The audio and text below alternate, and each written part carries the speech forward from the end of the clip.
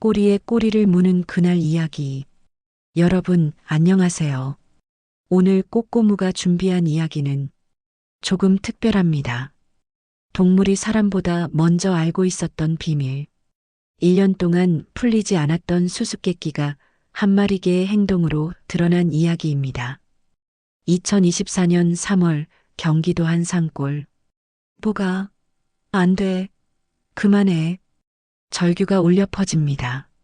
하지만 검은 털의 믹스견 보기는 멈추지 않습니다. 찰칵찰칵 찰칙. 미친 듯이 무덤을 파헤치는 보기. 1년 만에 보여준 엄청난 에너지였습니다. 그리고 그 순간 보기의 발톱이 무언가에 부딪힙니다. 무덤 속에서 나온 것은 무엇이었을까요? 일막 수수께끼의 시작. 사건의 발단 마이너스 1년 전. 2023년 2월. 할아버지가 세상을 떠납니다. 그리고 보기가 변하기 시작했어요. 수의사 민호 35는 당황했습니다. 6년 전 할아버지가 직접 데려온 보기가 완전히 다른 개가 되어버린 거예요. 활발하던 보기가 갑자기 무기력해졌어요. 하루 종일 마당 한 구석에만 웅크림. 밥도 제대로 안 먹음. 산책도 거부. 가끔 하늘을 보고 애절하게 울음. 꼬꼬무 포인트 동물도 사람처럼 우울증에 걸릴 수 있을까요? 의학적 진단의 한계. 민호는 수의사였습니다. 12년 경력의 베테랑이었죠. 당연히 보기에게 모든 검사를 해봤어요. 혈액 검사 마이너스 정상, 엑스레이 마이너스 정상, 초음파 마이너스 정상, MRI 마이너스 정상. 신체적으로는 아무 이상이 없었어요. 동료 수의사들의 진단 반려동물 상실증후군. 시간이 해결해 줄 겁니다. 하지만 1년이 지나도 보기는 나아지지 않았어요. 꼬꼬무 포인트 과연 정말 단순한 우울증이었을까요? 이막 운명의 성묘. 1년 만의 반응. 2024년 3월 할아버지 일주기 성묘일. 보기도 데려가자. 아내 수진의 제안이었어요. 그런데 이상한 일이 벌어집니다. 보가 차에 타자. 1년 동안 무반응이던 보기가 갑자기 귀를 쫑긋 세웠어요. 꼬리까지 흔들며 차 앞으로 달려갔습니다. 가족들은 놀랐어요. 1년 만에 처음 보는 반응이었거든요. 산에서 벌어진 기이한 일. 산소 도착. 보기는 차에서 내리자마자 직진했습니다. 목적지는 할아버지 무덤이었어요.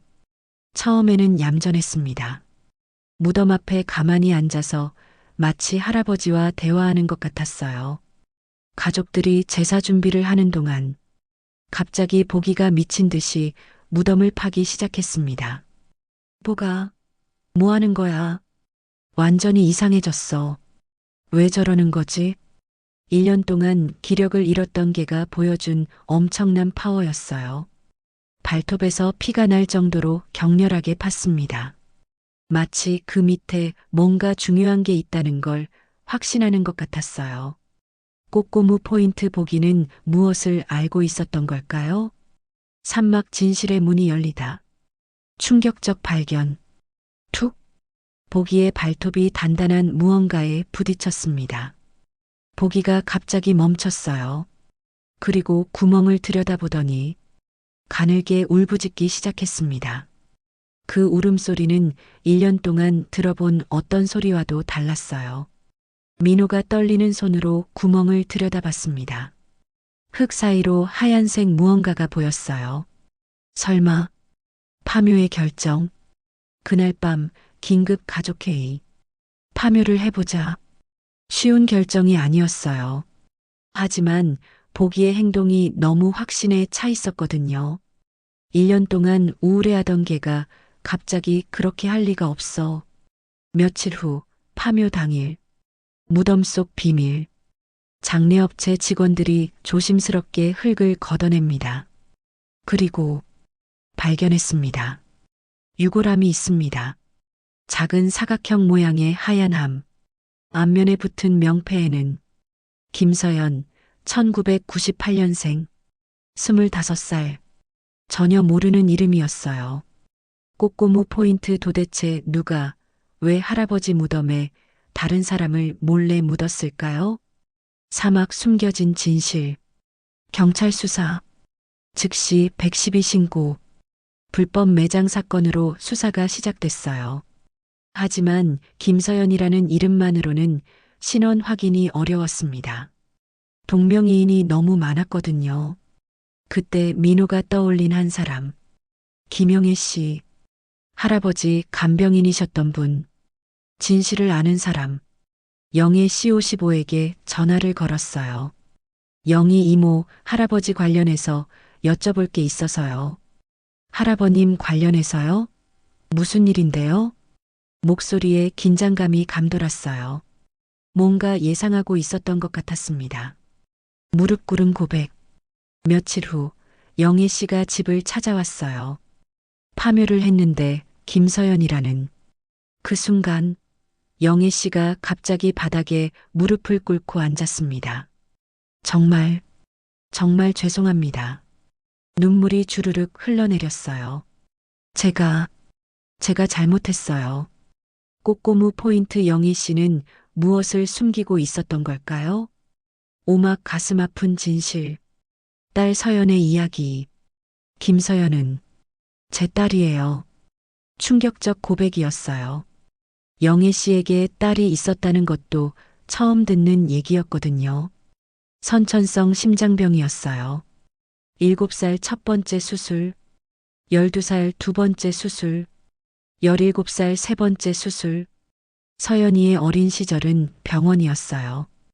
혼자서 감당한 절망. 13살 때 남편이 교통사고로. 영희 씨는 혼자서 아픈 딸을 키워야 했어요. 보험금 집까지 팔아가며 병원비를 댔지만 부족했어요. 그래서 간병일을 시작했고 할아버지를 만났습니다. 할아버님은 제 사정을 아시고 매달 200만 원씩 도와주셨어요.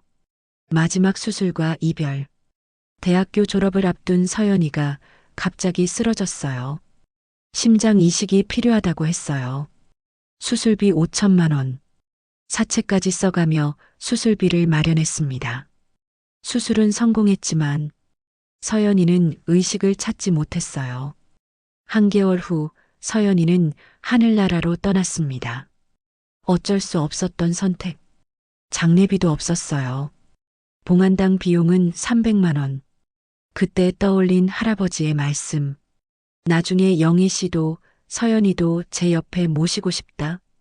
우리는 가족이니까. 어둠 속에서 혼자 산을 올랐어요. 서연이의 유골함을 안고. 할아버님, 갈 곳이 없어요. 죄송해요. 꽃견무 포인트, 과연 이것은 잘못된 일이었을까요? 육막 용서와 화해. 가족의 품으로. 영애 씨의 고백이 끝났을 때 거실에는 정적이 흘렀어요. 그리고 수진이 먼저 입을 열었습니다. 이모가 잘못한 게 아니에요.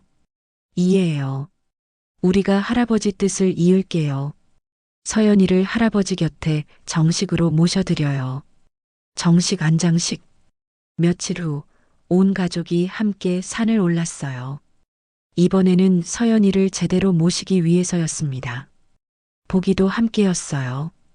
그날 보기는 정말 차분하고 경건한 모습이었습니다. 보가, 오늘 서연이 언니를 제대로 모셔드리는 거야. 할아버지 무덤 옆에 정성스럽게 자리를 만들어줬어요. 영애 씨가 가져온 하얀 국화꽃을 올려놓았습니다. 서연아, 할아버지랑 잘 지내고 있어. 새로운 가족. 그 후 영애 씨는 할아버지 유산의 일부를 받으시고 사채 빚을 정리하셨어요. 그리고 보기와 함께 지내게 되었습니다. 보기도 영희 이모가 좋고 이모도 외롭지 않으시고 서로에게 좋을 것 같아서요. 보기는 꼬리를 흔들며 동의했어요. 7막 2년 후, 그리고 할아버지 2주기. 2025년 3월 할아버지 2주기 성묘. 이번에는 온 가족이 함께 올라갔어요. 영애 씨와 보기도 함께였습니다. 무덤 주변에는 예쁜 들꽃들이 가득 피어 있었어요. 마치 할아버님이 우리를 위해 준비해 주신 것 같아요. 보기는 무덤을 한 바퀴 돌더니 가족들 앞으로 왔어요. 그리고 무덤을 향해 앉아서 한번 짧게 짖었습니다. 할아버님, 보기가 인사드려요.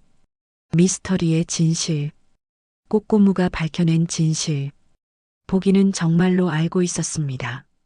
할아버지 무덤에 서연이가 함께 있다는 것을. 동물의 특별한 감각일까요? 아니면 할아버지와의 특별한 유대감 때문일까요? 1년 동안 보기가 우울했던 이유도 밝혀졌어요. 서연이가 제대로 된 안식처 없이 홀로 있다는 걸 알고 있었던 거예요. 그래서 괴로워했던 겁니다.